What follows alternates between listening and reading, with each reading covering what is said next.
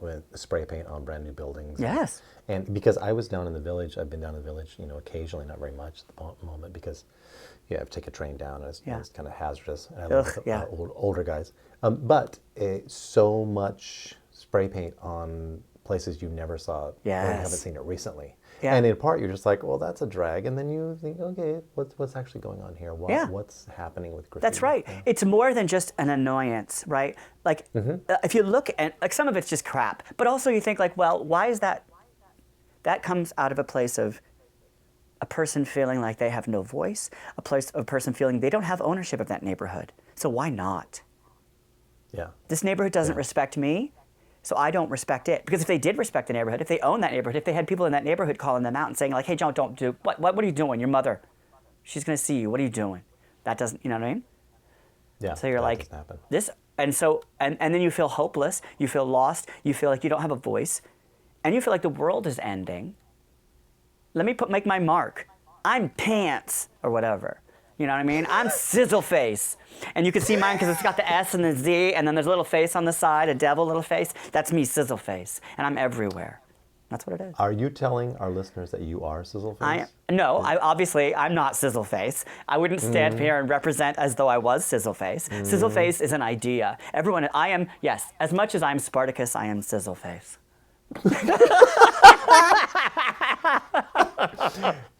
Got it. Noted.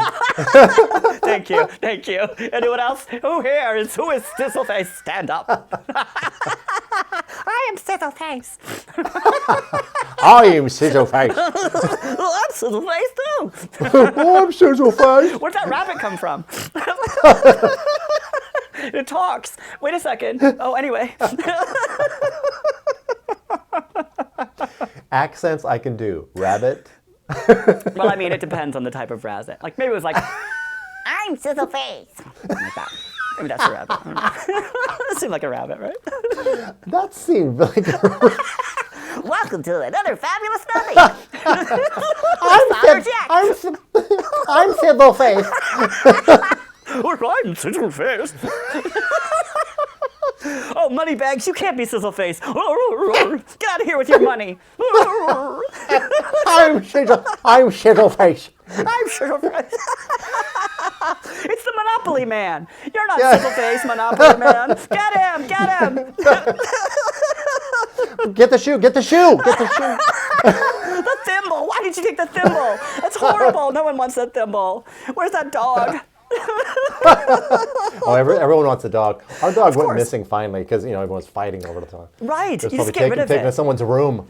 Just get rid of it. It's just like it just causes problems because everybody wants the dog. So you just have just a bunch of shitty things that nobody really wants, and then everyone's happy. Shut up! You have the shoe. Oh, fuck. All God's children need shoes. Next. Wow, I guess. The worst possible Monopoly piece. Oh, God. No, thimble is worse. I'm sorry. So you feel like you're being treated like the shoe in the Monopoly game that is Seattle at the moment. Amazon taking all the money. Yes. I mean, I guess so, yes. I mean, if we're going to be really honest about it, yeah, I mean, I think it's pretty clear. The city gave in, turned what could have been a park into the Amazon campus, whatever that happened, on the premise that it would... all this money would come into the city, which it did. But none of it, almost none of it, went to anybody in the city. Yeah, neoliberalism. Right. So it's like, there's all this money in the city now. All these great fancy French restaurants I can't afford to eat in. Wouldn't anyway, but still couldn't. It's like, it's nice, those oysters, nice and fresh for $10 an oyster or whatever. Like, that's not what, I mean, what? Yeah. And you go to Mexico City, and this is having $1 or whatever against the peso, but still, even comparably, you think like that's how much that should cost. And even from neighborhood to neighborhood, I would notice a difference from one neighborhood to the next neighborhood and how much a thing costs. But at its base, I could get a sandwich and a drink and whatever, you know what I mean, for a reasonable price. And in one neighborhood, just like what anybody would have. And here, I go to get a burrito, and it's like $12. I'm like, $12 for a burrito, really? Yeah. Here in New York, at a certain point, when I moved back, I just had to just get on with it in the sense of, because I moved from Boise, Right. here. Right. And Boise's on its own track, by the Right. way. Oh, yeah, good. I'm glad. Well, sort of, but you know. Oh, I'm sorry. COVID track? What are we talking about? No, its own gentrification track. Oh, is, you know, sure, yeah, no, more bad, yeah. people find Yeah. that sort of thing. Right. But just you have to get used to everything being so freaking expensive all the time. And you wonder, well, no wonder no one Yeah. can live here, and everyone's on a train coming in to do the work that nobody wants to do. Oh, you're breaking up again. I'm afraid. I'm trying to listen. I think I'm just being quiet. Sorry. Okay, good. There's no technical problem. It's Okay. just me kind of Muttering. You know, muttering. Yes, muttering. That's what I'm doing. I'm schizophrenic. It's just mustache that gets in the way. Yeah, it's hard That's because Sizzleface, the quiet one. Yeah, I'm speaking through just gum. It's just gums. It's not actual gum. It's gums, no teeth, and then a mustache. So. The skull has pretty much softened. The skull is soft. The skull is soft, not just in the back. No, all around. The muscles are still keeping it moving. You can do it.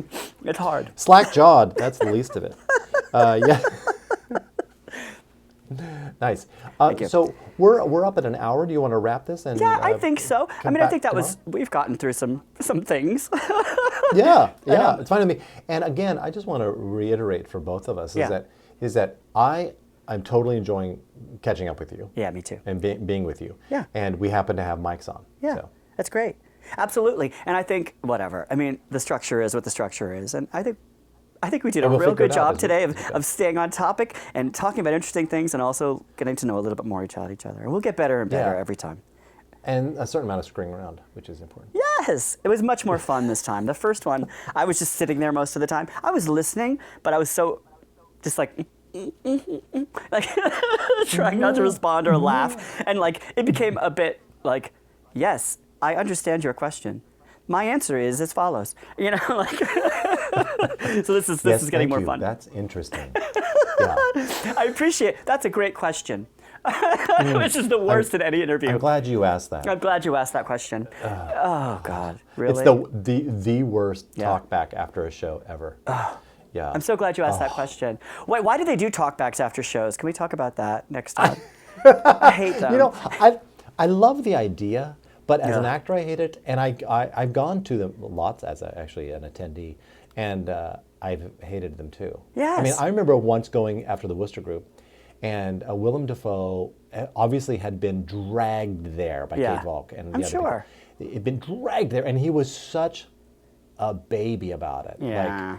And I totally get it. Yeah, 'Cause but he was lying back on the stage flat out. Well, here's the thing, though. I'm going to say this, and Willem Dafoe, if you're listening, I'm sorry. But, like, if you're there, like, be there. You know what I mean? Like, don't be a bitch cowboy about out. it. You know what I mean? You're Willem Dafoe. It's not that hard. Just sit up. Well, Well, I don't know. He's a solid guy. Do you see the Florida Project? He's so good. The Florida Project? Holy yes, crap. I just think he's just terrific. He's And did you see terrific. Vincent? Vincent? No. So good. He did a film about Vincent Van Gogh last year. Does he play Vincent? Yes, and it could not be better. Really? He is so miserable. And Yeah. It's It's a interesting. beautiful film too. Vincent Van Gogh was one of the people, like Jesus would tell this story over and over again.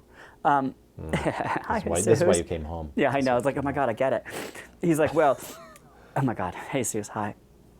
He said, like Van Gogh, everyone thinks that Van Gogh was this great revolutionary in the art thing, but actually he really was just like, he was a part of the movement. It was happening around him. It wasn't like he invented the movement. And he didn't sell any paintings, not because he was misunderstood, because he was just like a miserable person and a hard person to be around. And it's because of his brother that anything exists, you know? He just was like apparently just like a dick, or like was just hard to be around. So like people didn't want to talk to him. He was the scary, crazy guy in the neighborhood. Like, and that's why he was explaining it, right? I don't know if that's how the movie portrays him. But the sense of like, he didn't sell any paintings because he was kind of a weird person. Yeah, that comes across. And his brother, who maybe Oscar Isaac plays his brother, someone lovely, and is really, Theo comes across really very well. And it's just the misery. Yeah. It's beautiful. Yeah. All right, friend. So I will send you an invite for tomorrow. Sounds I now good. have an appointment at 10 my time, so I mean that's fine. Yeah. I will do that, and then we'll reconvene this in the Yeah. afternoon my time. Perfect. Okay. And I have my interview today, so wish me luck on that. I should know by tomorrow. What's the job? It's the same job I had before, working for Seattle Cancer Care Alliance in their reception, in their intake department, sort of the main number. I worked there for 4 years. I loved it. We can talk more about that. But I contacted them, and actually the person that I worked with contacted me and said, hey, there's some positions opening up in that area. And so one is a temporary position, because I was like, I could commit to a year, but I really don't know what this year is going to be. But this is temporary, doing the same thing. I feel like I'm going to get it, and that will be nice because it'll have insurance. And I need a regular schedule, honestly, because having all this free time, I need structure. Yeah. So that my mind can bounce off of it, totally right? Because with anything, I could totally do get anything it. all day. Oh my God, I should do everything. It's like, well, no. Oh my God, that is exactly it. Yeah. You know, a friend of mine, maybe of ours, he passed away and was part of that. Jim Chestnut. Oh yeah. I his knew care Jim, was but being only provided. tangentially. Yeah. And so I know that came up a lot. And I know, and I know that they he was received good care. Yeah, right. And not to speak too much to that condition, but yeah. Good. I All was right, proud of the friend. place. Yeah. Yeah, and we will be in touch. I'll send you this invite. Fantastic. Anytime All is right. fine tomorrow, as far as I know. Great. Thank you, Stephen. Thank you very much. Talk to you soon. Bye. Bye. Bye.